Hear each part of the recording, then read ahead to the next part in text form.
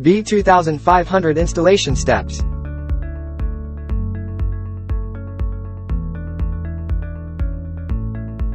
Connect the solar panel to B2500 PV in.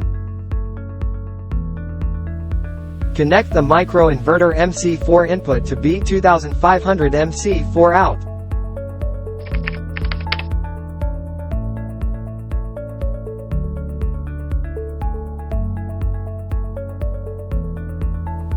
Press the B2500 switch button until the power display state lights up. Expand B2500 capacity. Long press 10 seconds the switch button to turn off the B2500. Extra battery port.